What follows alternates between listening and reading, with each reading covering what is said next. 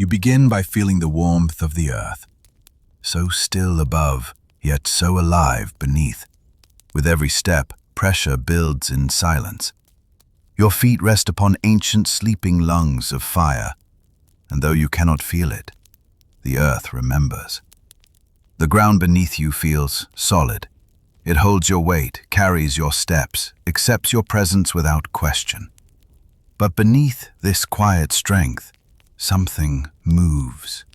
Not fast, not loud, just steady, slow, eternal. You stand on the skin of a living planet. The crust, only a whisper thin, stretched like bark across a vast molten tree. It feels permanent, but permanence is a story the surface tells. Below, the earth is not still. You imagine pressing your hand to the dirt, feeling only cool stone and packed soil. But what if you could listen deeper? What if the earth whispered upward, through roots, through rock, through time? You would hear breath, a long warm exhale rising from the mantle below. Not the breath of lungs, but of magma. Liquid rock, moving like thick syrup through dark, hidden tunnels. It swells slowly, shaping mountains, softening fault lines, waiting. This is no storm, no flash of lightning, no roar. It is patience, pressure, possibility. The earth is old, but not tired. Its heart beats not in seconds, but in centuries. Its rhythms unfold while forests grow and civilizations rise. And sometimes, when conditions align, it speaks. But most of the time, it sleeps. And you walk across that sleep every day. Beneath your town, your road, your favorite hillside, there may be chambers of molten memory. Lava lakes that once erupted into sky, or still pulse silently beneath your feet. Imagine an underground ocean, not of water, but of melted stone. It pushes upward, not in anger, but with purpose, seeking the path of least resistance. Sometimes that path leads to fire, but not today. Today it holds. The weight of rock above keeps it still. Kilometers of crust pressed down like an ancient agreement. Not yet. And so it waits and builds. Every footstep you take presses faintly on this ancient breath.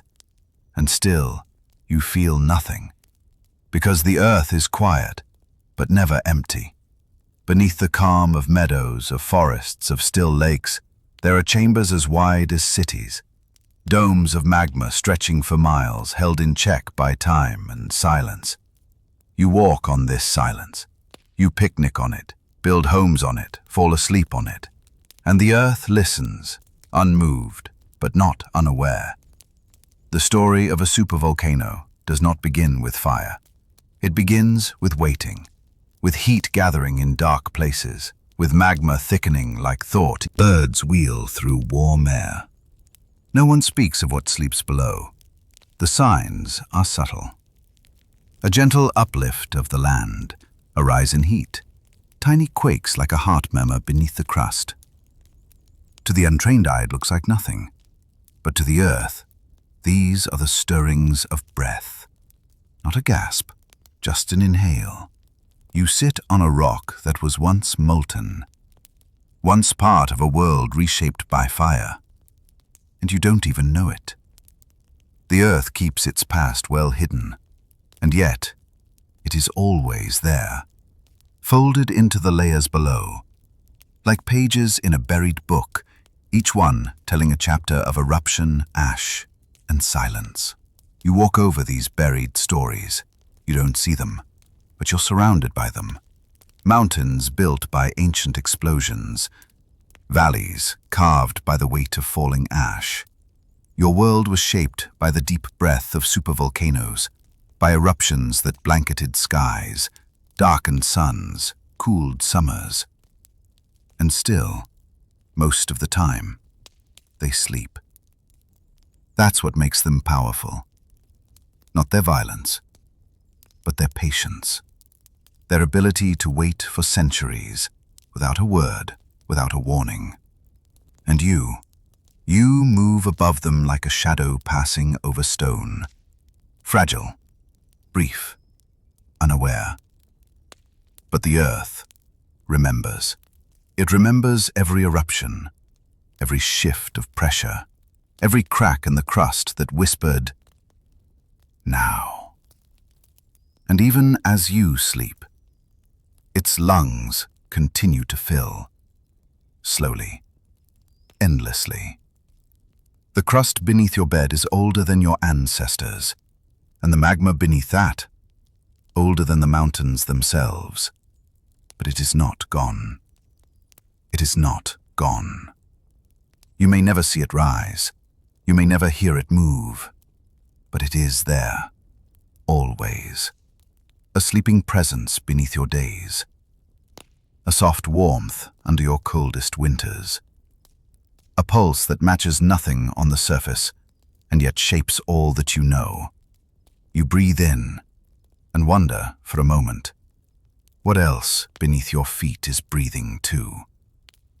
The pressure remains, silent, constant, and far below, the memory of fire waits, not in anger, but in readiness.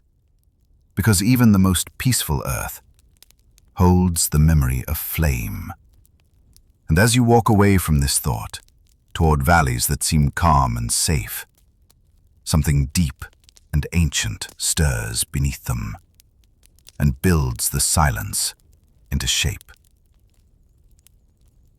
Let us drift now into that quiet, to the places where peace and catastrophe wear the same face, to lands where trees grow atop buried scars, and where, far beneath the flowers, the calm continues.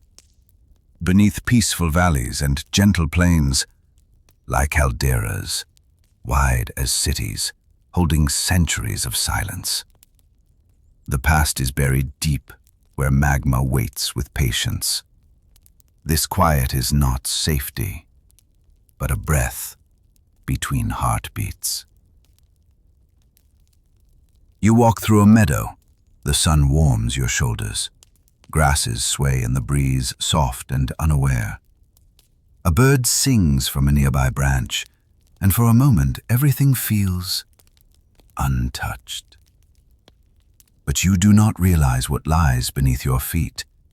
Not a single vent, not a narrow cone, but a wound so wide it becomes invisible. A caldera, not a mountain, but a hollow. A mouth the earth once opened and has not yet closed. It is a perfect illusion. These plains seem ordinary. You see farms, lakes, forests, trails. You see peace. But peace here is a mask. The land once rose in fury. It heaved upward, cracked wide, and rained ash across continents. The blast hollowed the earth like a collapsed chest, and then it went quiet. Now all signs have softened. Edges blurred by centuries of rain, cracks hidden beneath moss and moss beneath wildflowers. Nature does not erase, it reclaims. So the caldera becomes a valley, a lake, a tourist destination, a place people come to rest, unaware they are resting in the palm of something vast and unfinished. You walk along the shore of such a lake. The water mirrors the sky, still, serene, endless. But this lake was born from collapse. Once the magma chamber beneath this place emptied in a single unstoppable breath. The surface above had nothing left to stand on, and so it fell. Not like a house crumbling, but like a breath held too long, finally released. The ground dropped inward, kilometers of rock folding in on themselves. The mountain became a bowl, and inside that bowl, new life grew. because ash nourishes, because time heals, but never forgets. So now, you sit beneath trees rooted in silence, and you wonder, how can something so catastrophic leave behind something so beautiful? This is the paradox of the caldera. It destroys and then hides. It opens the earth and then covers itself with stillness. It becomes a place where people build homes, grow gardens, start families. But below, the chamber may still be there, refilling, slowly, quietly. A magma reservoir doesn't disappear. It breathes in after breathing out. Its hunger for space is never satisfied. It presses outward with ancient patience. No one can see this. But sometimes the ground lifts, just a little. Sometimes a lake warms by half a degree. Sometimes the trees whisper differently in the wind. Geologists listen. They plant instruments in the soil. They study gas, heat, movement, signs that the caldera beneath is not sleeping as deeply as it seems. But even they know this is not a threat to panic over. It is not a countdown. It is a rhythm. You feel it now, don't you? That slow exhale of the earth. Not frantic, not angry, just inevitable. This isn't about fear. It's about reverence, about understanding that beauty and danger often share the same face. To walk across a caldera is to walk across memory. The memory of pressure and release, of silence, then ash, of endings that became beginnings again. You imagine what this place once sounded like, when the earth screamed through fire and thunder, when skies went black and winds carried ash across oceans. And yet now, birds return, grass grows, the lake is quiet. The earth does not regret. It simply continues. Each supervolcano carries a jewel story, one carved in destruction and one in restoration. Both are true, and both are still unfolding. So you walk through this valley, through this quiet mask, and you feel a soft unease, not of danger, but of magnitude, because even in stillness, you are standing in a place that once remade the world, and might again. The wind shifts, the sky dims, a cloud passes over the sun, briefly, gently, and you feel it, the thin veil between what is and what was. And you wonder, if catastrophe can wear such a calm face, what other stories might lie just beneath the silence? You continue walking toward another meadow, another mask. And far ahead, in the haze of memory and dust, you begin to see the outline of ash. You drift through ancient skies darkened by falling ash, each grain a whisper from eruptions long gone. Once the sun vanished behind volcanic dust, and the world cooled in the shadow of a sleeping titan. Ash is soft when it falls. It does not scream like fire. It whispers, one flake at a time, until the sky forgets it was ever blue. You close your eyes and walk backward in time, back to a moment before the world changed, when clouds gathered not from weather, but from the earth's breath. Imagine it, a summer morning, warm and still, birdsong, the scent of soil, children playing near the edge of a quiet lake. And then, without warning, the mountain opens, not upward like an arrow, but outward like a wound. Pressure becomes release, and deep beneath the crust, the reservoir explodes. The blast does not roar once. It continues, an unceasing surge of ash and gas, reaching miles into the sky. This is not smoke, not dust. It is pulverized rock, hot and rising, moving faster than sound itself. The column climbs, 10 miles, 15, 20. It pierces the stratosphere, and once it cannot climb higher, it begins to spread. You float there now, above the earth, watching from the edge of space. A plume expands below you, wide as a continent, grey as regret. The sun vanishes, not because it sets, but because ash drapes itself across the sky like mourning. And below, the world changes. Temperatures fall, crops fail, rains come out of season, famine stirs. All of it born from that silent ash, now drifting across oceans, settling on rooftops, weaving into every breath. You reach out and hold a single particle. It is microscopic, lighter than sand, but sharp, shaped by fire, fractured by force. Each one carries a story, a trace of the magma that birthed it, a memory of the pressure that broke the earth open. This ash falls for weeks, sometimes months, and even after the skies clear, the earth remembers. Lakes grow acidic, forests die standing. The balance of light and heat falters. Not because the world is broken, but because it is adjusting. Because even catastrophe has a rhythm. You walk now through a landscape blanketed in ash. Everything is still, muted. White-grey silence stretching to every horizon. But this is not the end. Beneath the ash, life waits. Seeds hidden under soot. Creatures burrow deep enough to survive the frost. Ash does not just destroy, it preserves. Buried within these fine layers are fossils, leaves, bones, footprints, moments sealed in time, like a photograph made of dust. You kneel and brush away a layer. A leaf appears, its veins intact, delicate as breath. It fell the same day the mountain shattered. And yet, here it is, sleeping in ash for thousands of years. The earth records in silence. No ink, no language, just layers. One eruption, one winter. One future archaeologist reading the sediment like a diary. And still, ash falls. Even now, in the modern world, ash from ancient eruptions drifts in deep ocean cores.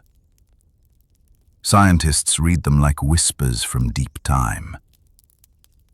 They measure past eruptions not only by what was lost, but by how far the dust traveled.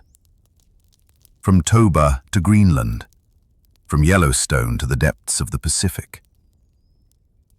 These particles are messengers, telling stories the earth has long since stopped speaking aloud. You breathe in, and imagine what molecules might be riding on the air. What ancient echoes pass through your lungs without permission. What invisible traces float above your city, born of mountains long vanished. Ash is more than aftermath. It is evidence of pressure, of silence, of eruption. You lie down now, in a dreamscape of ancient grey. The ash feels soft beneath you, like memory, like silted thought. And the sky, though clearer now, still carries the weight of what was. Just faintly, just enough. Because though time moves on, some dust never truly settles. And so you drift, through falling silence, through landscapes that wore the sky like a shroud, through the knowledge that something so light could carry the power to darken the world. The winds have shifted now. The clouds part slowly. Sunlight begins to find its way back down, and beneath the ash, the land begins to breathe again. But deep beneath this landscape, even under layers of cooled stone and softened earth, the source still stirs.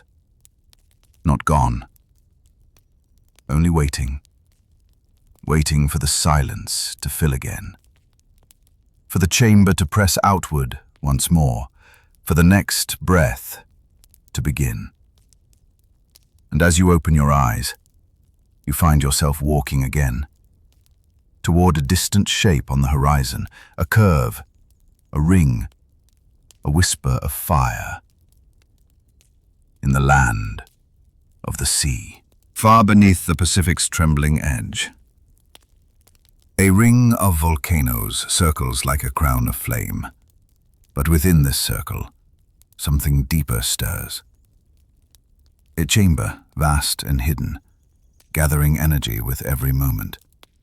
You begin with the sea, not the calm sea of postcards and lullabies, but the restless sea, the deep Pacific, vast and patient, hiding its true shape beneath blue silence. You float above it now, gazing down at a mystery wrapped in waves. Not one volcano, but dozens. Not a line, but a ring. The ring of fire. A necklace of volcanoes tracing the edges of the Pacific Ocean. From the tip of South America, up through the Andes, curling into the coasts of North America, then across to Japan, Indonesia, New Zealand. A circle drawn not in ink, but in magma. 75% of the world's volcanoes live here, and they do not rest easily. You drift lower, below the waterline, past the ocean floor, into the trembling edges of tectonic plates. Here, the earth is not still. It is splitting, sinking, grinding against itself. Tectonic plates move at the pace of fingernails, but over eons. That is fast enough to raise mountains and open wounds. Where oceanic crust dives beneath continental crust, friction builds, rock melts, pressure grows, and from that pressure, volcanoes rise. Some, like Fuji or Rainier, tower in snow and silence. Others rumble beneath the sea, building islands grain by grain, each one a pressure valve for the planet. A place where the earth exhales. But the Ring of Fire is more than its volcanoes. It is a system, a heartbeat, a vast, hidden circuit of motion, heat, and silence. You hover over Indonesia now, a land where jungles grow on magma, where rice fields bloom beside steaming craters. This is one of the most volcanically active regions on Earth. Beneath its islands lie subduction zones, great conveyors pulling crust into the deep. Each subduction is a question the Earth asks itself. How much more can I hold? And sometimes the answer is, no more. You drift across the Philippines, Japan, Alaska, places marked by eruptions yet shaped by them too. People build homes beside volcanoes because the soil is rich, because the land is young and generous, because beauty often hides its cost. And below it all, beneath the visible peaks and boiling springs, lie the hidden chambers. Not all magma lives in one place. Some spreads wide beneath the crust, like roots beneath a forest. These chambers can stretch for hundreds of kilometers, connected by tunnels, fractures, forgotten paths. You imagine standing on the floor of such a chamber. The air is thick, the heat immense. Above you, miles of rock press down. But the magma pulses, slow, glowing, alive. You cannot see the Ring of Fire from space, but if you could feel pressure, if you could sense heat, it would be unmistakable. A belt of tension ringing the world. And here, in the heart of this ring, somewhere between Japan and the Marianas Trench, a secret stirs. You float now to the sea floor, to a place where few humans have stood. The trench opens before you, the deepest point on Earth. This is not where eruptions begin. but it is where plates are devoured. Where the Pacific plate sinks beneath the Philippine plate, rock bends downward like a bowstring. Magma is born not in fire, but in pressure. You imagine water-soaked crust pulled deep into the mantle. As it descends, it heats, it melts, it rises again. Volcanoes are not born in chaos. They are the surface expression of a long, hidden journey. And above this journey, clouds form. Rain falls. Fishermen cast their nets, unaware that miles beneath their boats, new magma is gathering. The ring of fire is not a single system. It is many threads woven together. Each subduction zone its own engine, each volcano its own outlet, yet all connected by the slow dance of plates. You pass now over Chile, where the Andes rise like a scar from the sea. These mountains were built by fire, by the Nazca Plate sinking beneath South America. Even today, volcanoes rise here, softly steaming against the high sky, and still the plates grind. You pass over New Zealand, a land young in geological time. Its geothermal fields bubble, its mountains quake, its lakes steam like the breath of sleeping giants. The ring of fire never sleeps. It only breathes at a pace we struggle to hear. But geologists listen. They track every tremor, every shift, every rise in temperature. And sometimes they find signs of something more. Not a cone, not a crater, but a vast, hidden magma body, like the one found beneath the Pacific Northwest.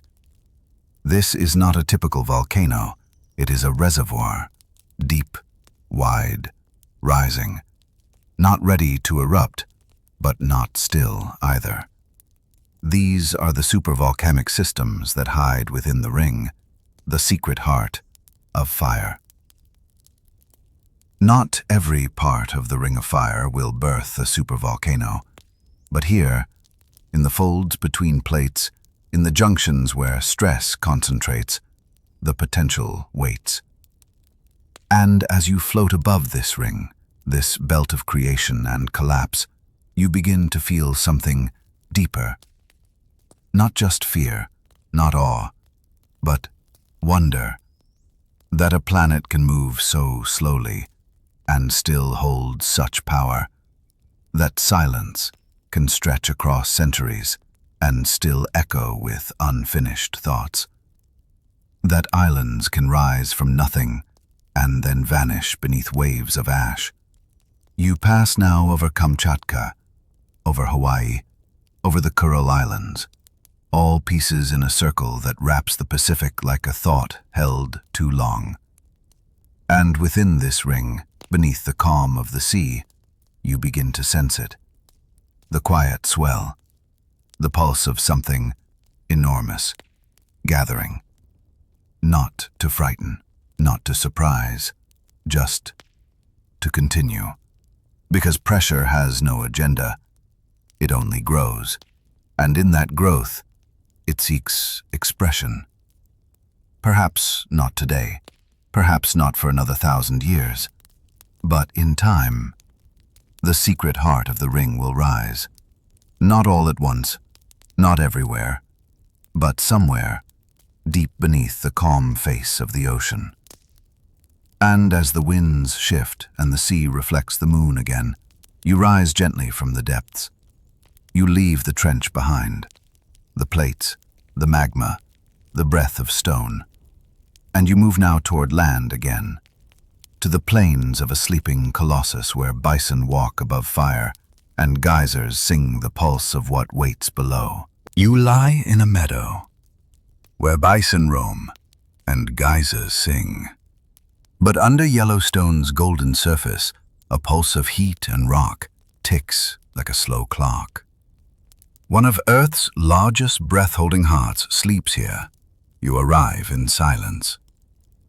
A field opens before you, wide, golden, quiet. Grasses ripple under a gentle wind. A few bison graze, massive and slow, their shadows stretching long in the late afternoon. It feels like peace, like permanence. But as you lie in the grass and press your hand to the soil, you feel it, warmth, not from the sun, but from beneath. Yellowstone is alive, not with movement, but with heat, a steady, slow exhale from the planet's hidden heart. It rises not in fire, but in whispers. Beneath this land is a supervolcano, but you wouldn't know it just by looking.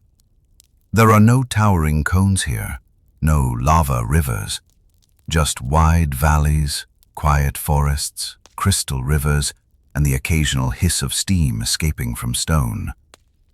The land breathes here, not like a chest rising and falling, but like a vast subterranean lung, held in the moment between inhale and exhale. You follow a trail beside a river. The water is warm. It carries the scent of sulfur, faint, earthy, strange. Dragon's breath, they used to call it. The earth breathing through its cracks. Ahead, steam rises from the trees. A geyser stirs, not with violence, but rhythm. It waits, then leaps. A tower of hot water reaches skyward, shimmering, vanishing as it falls. Then silence again. This is Yellowstone's voice. Not screaming, not warning, just speaking in intervals, in cycles, in patient signs. Beneath your feet lies one of the largest known magma chambers on Earth, a caldera so wide it can only be seen from the air, a buried memory of eruptions so vast they reshaped the continent. The last was over 600,000 years ago, before humans arrived, before language, before memory. And still, the chamber is not empty. You walk through a grove of trees. The trunks lean slightly, shaped by the movement of ground over time, roots warm from below. Some trees thrive, others wither. The ground rises ever so slightly year by year, as if the earth is taking in a breath and hasn't yet let it go. Scientists watch Yellowstone closely. Satellites scan the surface, measuring uplift by the millimeter. Seismographs listen for tremors, tiny, frequent, like footsteps heard through walls. Gas sensors track the breath of the earth. Carbon dioxide, sulfur dioxide, hydrogen. Each molecule a message. I'm still here. But Yellowstone speaks slowly, too slowly for panic, fast enough for wonder. You kneel by a pool of water, still as glass. The colors shift from turquoise to ochre to fire red, all born from heat-loving microbes, living in gradients of temperature few creatures can bear. Even here, life adapts, thrives. These bacteria are ancient. They may have been among the first life on Earth, living where it was hottest, where others could not follow. Yellowstone is full of them. Invisible life, nourished by volcanic heat. You touch the water, just for a moment. It stings, then fades. Every spring, every geyser, every warm breath in this park is part of the same system. A vast, slow-moving body of molten stone seated miles beneath the crust. This is not a place of fear, but of patience. Eruptions here do not happen often. Tens of thousands of years stretch between them, and yet it's not the past that defines this land. It's the waiting. You climb a ridge. From here, the valley below opens wide, a peaceful sea of trees and silence. But once this was a crater, a caldera collapse. After the last great eruption, the surface caved in, forming this bowl-shaped land you now walk across. It is easy to forget. So easy. But the earth does not forget. You lie on a rock warmed by sunlight and time. Clouds drift by, reflecting in the hot pools below. The air smells of pine and fire. The wind moves slowly. You close your eyes. And in that stillness, you hear it. A faint, slow pulse. Not a sound, not a tremor, but a presence. Yellowstone's heart beats on a geologic clock, long, slow, measured in eons. It does not threaten. It simply is. And still, magma rises. New measurements show that parts of the chamber are active. Hot rock pushes upward, melting, shifting, not dangerously, just gradually. It is this quiet activity that fascinates geologists, that draws them to Yellowstone like moths to warm light, not for what might happen, but for what is always happening, beneath the stillness.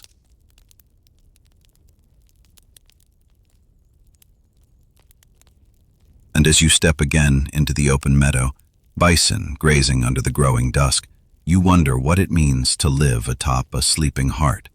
A heart that beats without hurry, a breath that spans millennia, a silence that remembers. And you feel the warmth again under your feet, not threatening, not loud, just present, always there, always building. And far beneath that golden grass, magma dreams. Deep within the mantle, molten rock moves like thought, not rushing, not still, only shifting with time. Pressure builds like music in a sealed room, until one day, the silence cracks. You begin by imagining silence, not the kind found in an empty room, but the silence beneath a mountain, beneath a continent, beneath time. There, in the depths of the earth, a story unfolds without words. It is not dramatic, not loud, but it changes everything above. This is the story of pressure. Molten rock flows slowly in the mantle, not like water in the stream, but like honey, warmed just enough to move. It doesn't chase, it persuades. And as it rises, it meets resistance. The crust does not welcome it. It holds firm, stone pressing down on stone, a boundary, a lock. But magma is persistent. It gathers, it pools, it waits. Pressure is the art of waiting without rest. Inside a magma chamber, particles are in motion. They twist, collide, exchange heat. Gases begin to rise within the molten mix. Bubbles form, slowly at first. But each one matters. Gases want to escape, but the rock above holds them in. This creates more than heat. It creates tension. Think of shaking a bottle, then holding the cap tight. That is the tension inside a supervolcano. Not fury, but readiness. You float now in a vast underground chamber. There is no light, only the glow of molten stone. Orange, red, black, all in motion, all alive.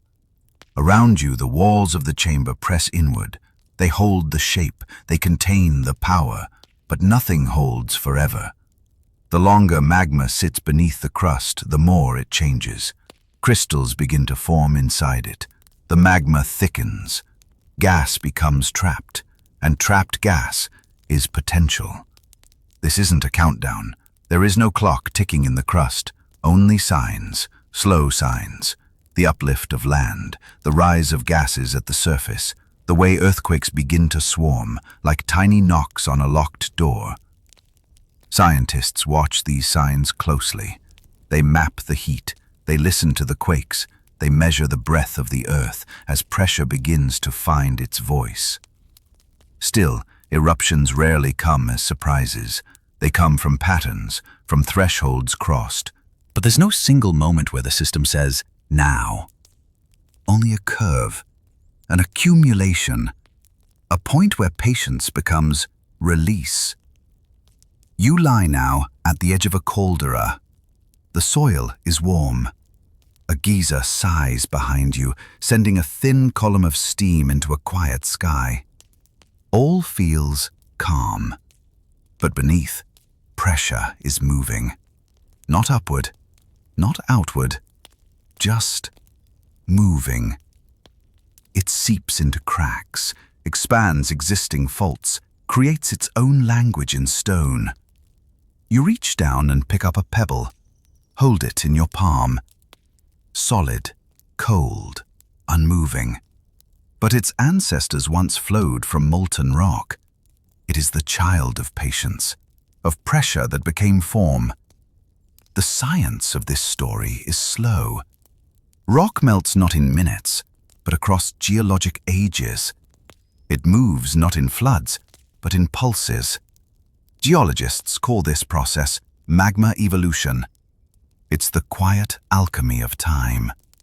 Heat, crystal growth, volatile gas, all shifting the magma's composition, from basaltic to rhyolitic, from runny to thick, from gentle to explosive.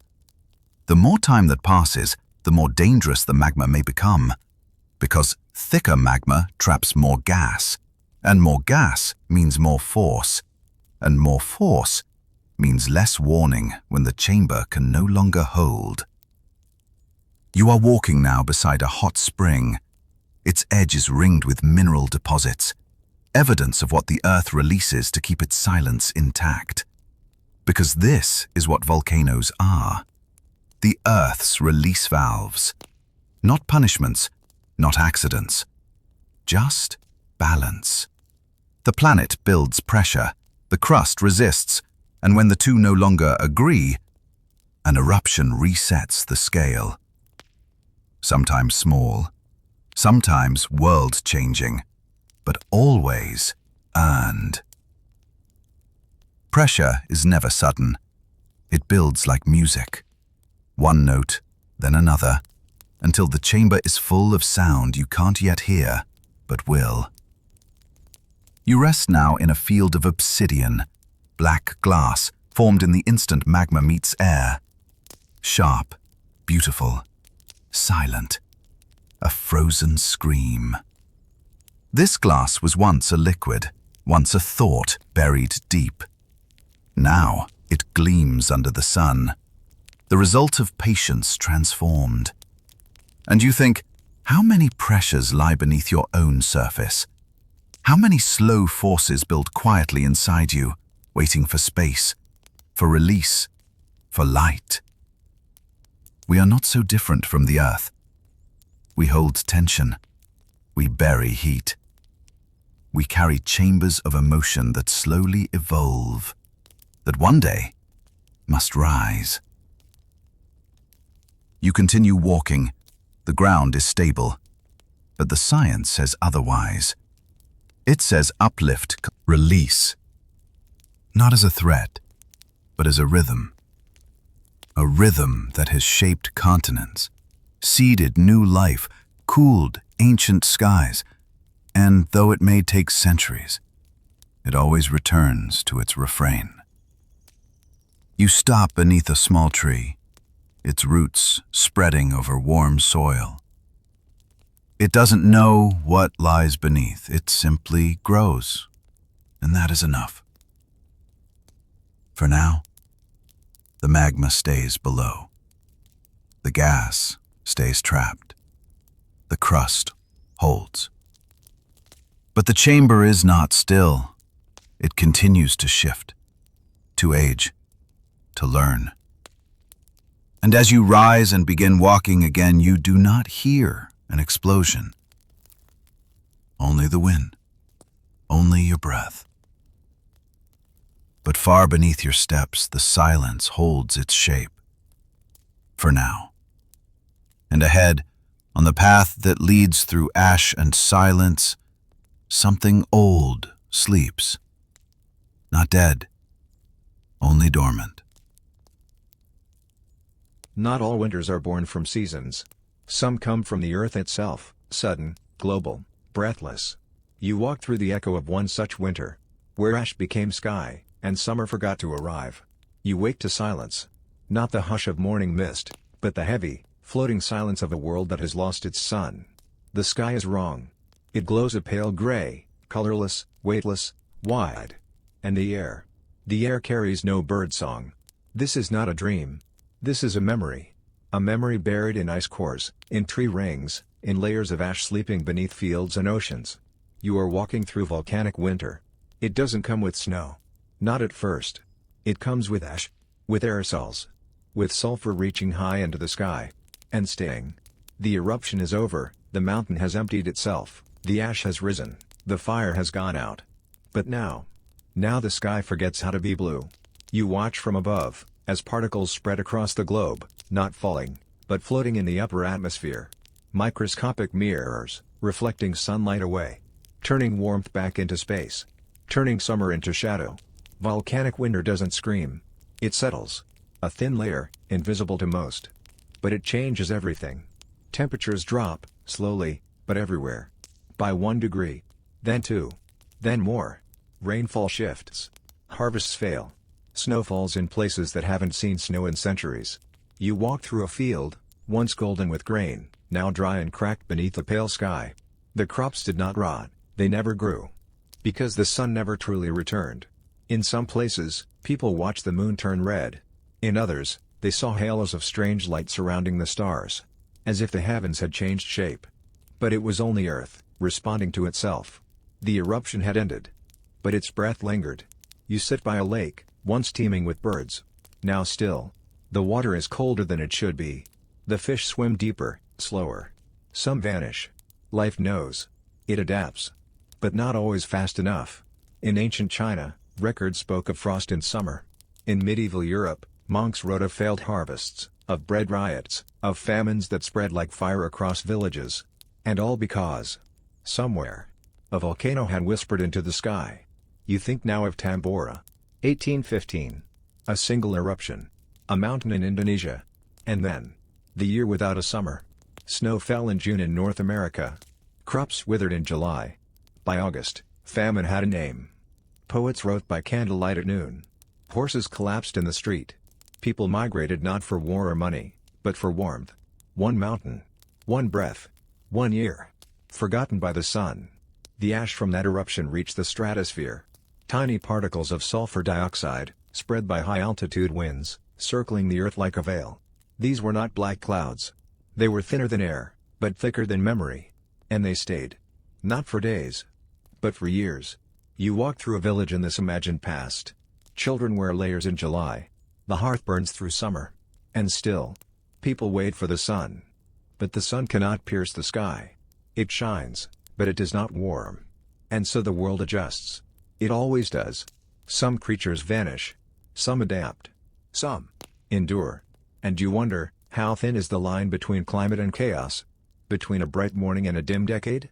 You step now into a forest, thick with fog and silence. The trees grow slowly. Some, not at all. Their rings, those quiet, wooden timekeepers, tell the story. Narrow bands. Years of stunted growth. Winters that lasted too long. Summers that barely happened. And far below these roots, layers of volcanic ash, preserved in the soil like forgotten sentences. The earth writes its history not in words, but in patterns. Volcanic winter is not a punishment. It is a process. The planet breathing in. After exhaling fire. And when it happens, everything responds. Oceans cool. Ice expands. Weather patterns twist. And above it all, the sky remains a shade too pale. Too thin. Too silent. You sit by a fire now, not for comfort, but to imagine warmth in a world without enough. In some regions, entire cultures were shaped by the cold. Migrations. Myths. Stories passed down about the dark summers and the long, strange snows. Even today, scientists debate which eruptions caused which events. Because sometimes, the ash leaves no name. Only effect. But the story is the same. A chamber deep below fills with magma. Gases build. The crust fractures. The eruption rises. And the ash climbs higher than the weather. To a place where it can linger. Shape. Dim. Change. And even now, even in your time, the sky is not invincible. We know this. Yellowstone. Taupo. Toba. Each has slept for centuries. Each has the capacity to cast the world into sudden shadow. And yet, they wait. As they always have. You rise now, walking across a plain dusted with frost. Not from cold, but from memory. The sun hangs behind thin veils. The light is soft, the shadows uncertain. You breathe in. The air is dry, filtered by time. And you remember, not all winters come from the seasons. Some come from the deep breath of a sleeping earth, suddenly exhaled. And in their wake, The sky forgets its own color. But the world survives. Not untouched. But wiser. You step into the hush of a recovering morning. The clouds have begun to thin. The sun reaches through, gently, not fully returned, but coming back. And you wonder, when will the next shadow rise? And will we be listening before the breath begins? Ash covers, then preserves. Where fire once destroyed, memory remains. You walk through a frozen moment in time, where animals, plants, and footprints sleep beneath volcanic breath. You walk into silence once more. But this silence is different. It is not the hush of cold sky, but the stillness of memory. You are in a place where time stopped. Not gently, but suddenly. Where the earth opened, and then, everything froze. This is not myth. This is not dream. This is ashfall fossil beds, a graveyard born from breath. It began with an eruption. Not here, but hundreds of miles to the west. A supervolcano, long vanished beneath the plains, emptied its soul into the sky. Ash rose, miles high, carried by winds that moved like whispers across the continent. And the ash fell. Not in burning clouds, but soft. Like snow. Fine as flour. Gray as breath. Relentless. You are standing now in ancient Nebraska. But the year is not yours. It is 12 million years ago. The land was dry, open, wide. A savanna, scattered with grass and trees. Rhinoceroses grazed here. Three-toed horses ran in herds. Delicate deer. Tiny camels. Turtles in warm shallows. And one day, the sky dimmed. The animals did not panic at first. They had seen storms. They had felt dust. But this was not dust. This was ash, rising in drifts, coating leaves, filling eyes and breath became harder. Water turned thick. Movement slowed. Still, many stayed. They did not know to run. Where would they run? Ash is not fire. It does not chase. It settles. You walk now between layers of soft volcanic duff, the hardened memory of falling sky. Each layer tells part of the story. First came the light fall, dust so fine it barely settled. Then heavier waves, draping the land like a weighted blanket. Then silence. And in that silence, life stopped. But not completely. For where fire ends life, ash preserves it. Here, in this fossil bed, the skeletons are not shattered. They are resting. Rhinoceroses lie curled like sleeping dogs. Young calves beside mothers. Heads resting on forelegs. Spines intact. Footprints frozen mid-step. You walk past them slowly, as if they could stir again. But they do not. They are held in place by time, by pressure, by the slow chemistry of stone. Ash entered their bodies. Filled lungs. Wrapped flesh. And then, over time, replaced it. Not with heat, but with patience. What remains is not death, but memory. A perfect record, unbroken. You kneel beside a fossil horse, no taller than a golden retriever. Its ribs are thin and delicate. Its teeth worn from grass. Its bones curve gently, as if sleep had come too early. And beside it, grains of pollen. Blades of grass, impressions of leaves. Even tiny seeds, caught in the ash like dreams in glass. This is what ashfall can do. It erases, but also records. Every breath, every footfall, every final gesture.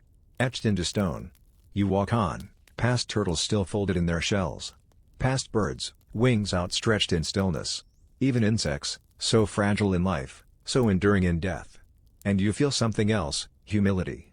Because here, in this blanket of ancient ash, there is no hierarchy. No rulers. No predators. Only beings caught in a single moment. Equal in stillness. The eruption that did this happened far away. But its story landed here. And that is the nature of supervolcanoes. They do not just shape mountains. They shape memory. They leave records scattered across landscapes never touched by fire, but buried by its breath.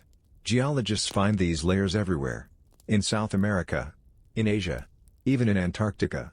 Silent lines in the Earth's library, each one a page from a day the world changed. And still, the fossils sleep. Not forgotten, but waiting. Waiting for careful hands. For curious eyes. For a world that still asks, what happened here? And you wonder, how many other ashfalls lie undiscovered? How many valleys hold the stillness of forgotten lives, preserved not in legend, but in dust? You walk back across the plain, which now blooms with prairie grass. The wind moves softly. A meadowlark sings. No hint remains of the skyfall. No scent of sulfur. Only the bones beneath, wrapped in silence. But the earth remembers. In the way the soil feels underfoot. In the color of the stone. In the shape of the land itself. Ash changed this place. Forever. But it also gave it voice. A voice that says, I was here. I lived. I ended. But not without leaving something behind. And you feel that truth in your chest. And in your breath. Because everything ends. But not everything disappears. Some things, if caught just right, if buried just deep enough, become fossils. Not just of bodies. But of moments. And so you stand, between the past and the wind, wondering how something born of fire could preserve such gentleness. And beneath your feet, in a cradle of stone and silence, the ash remembers. Not all danger lives in motion. Some of Earth's most powerful forces are patient. Resting in the deep, where pressure dreams. You walk now through the silence between awakenings. You stand on a quiet plain. The wind moves gently through dry grass. Birds fly overhead.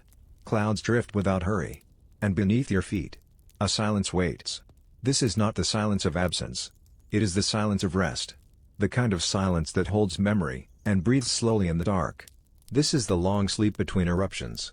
A supervolcano does not live in constant fury.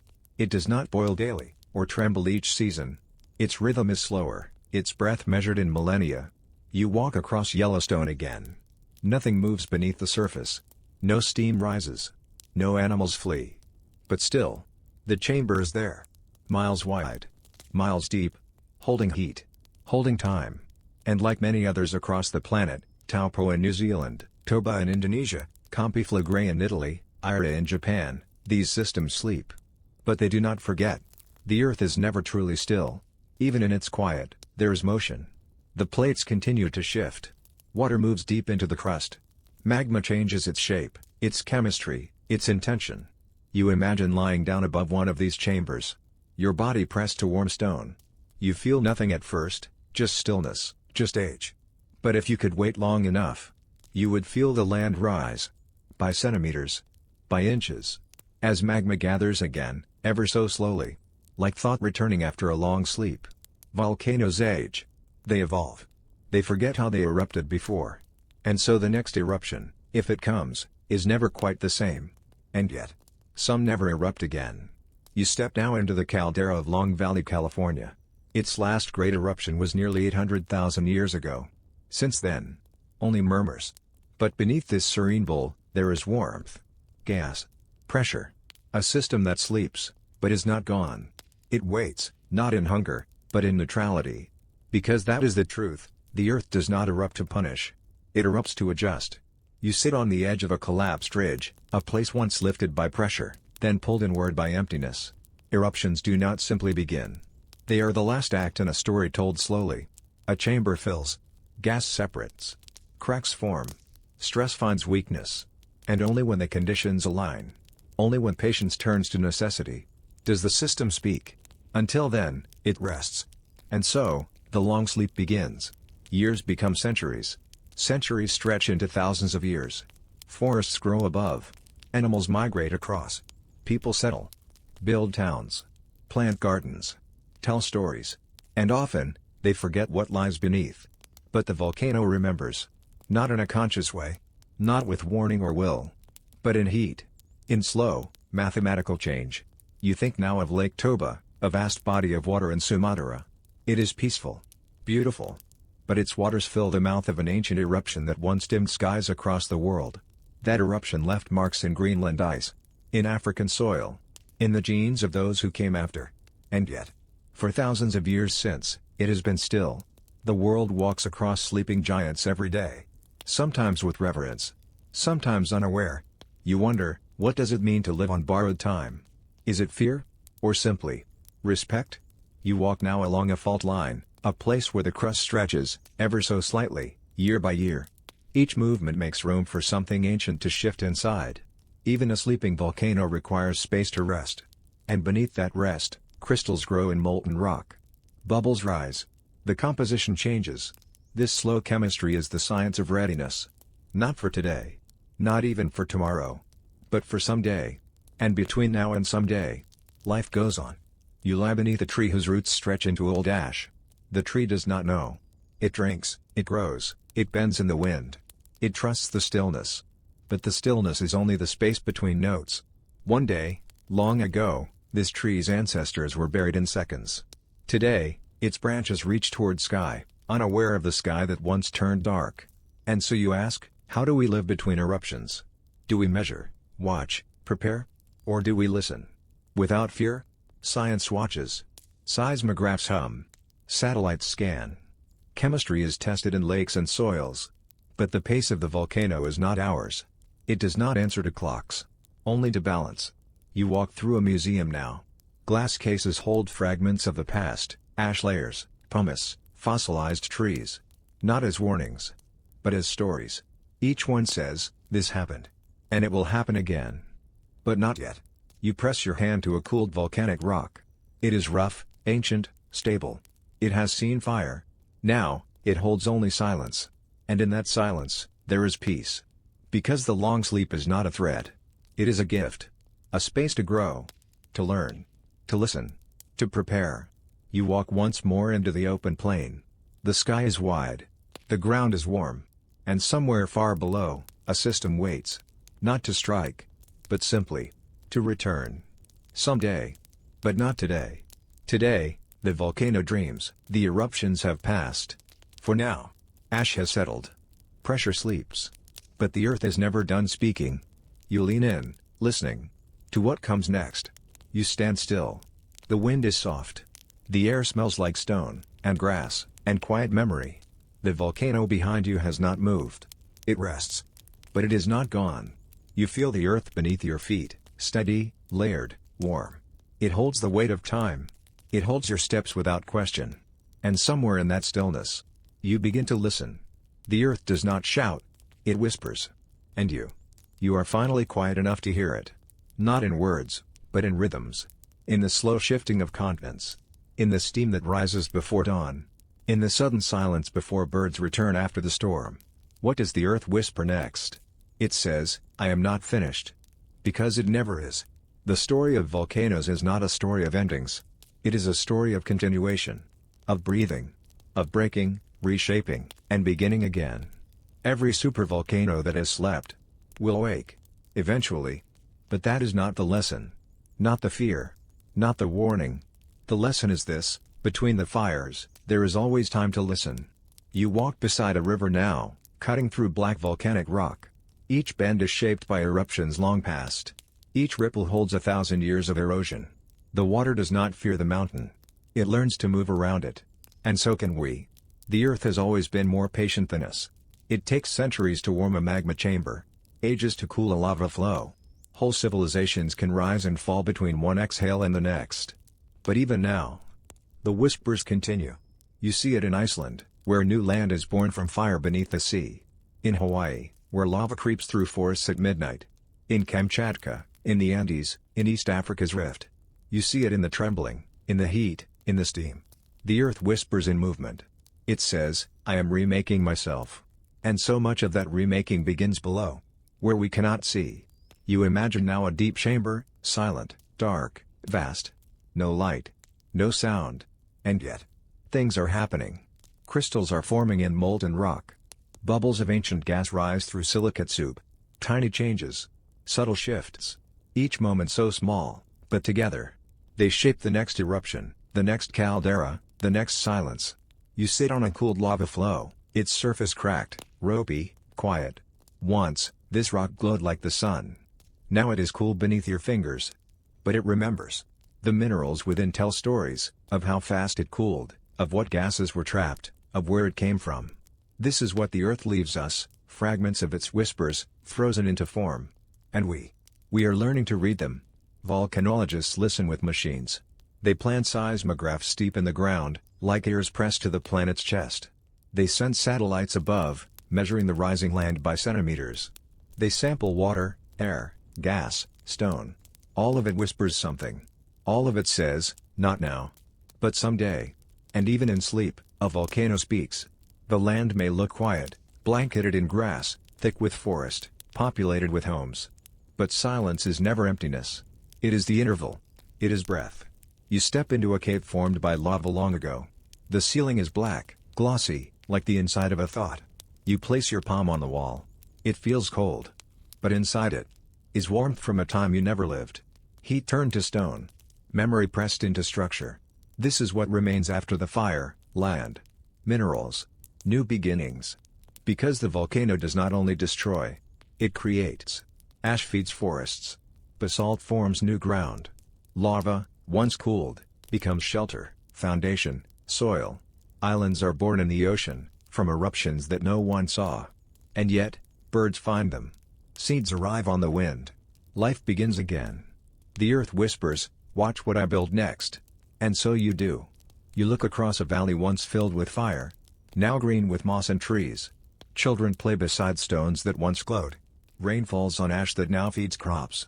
People plant roots where once burned. There is something beautiful in that. Something patient. Something true.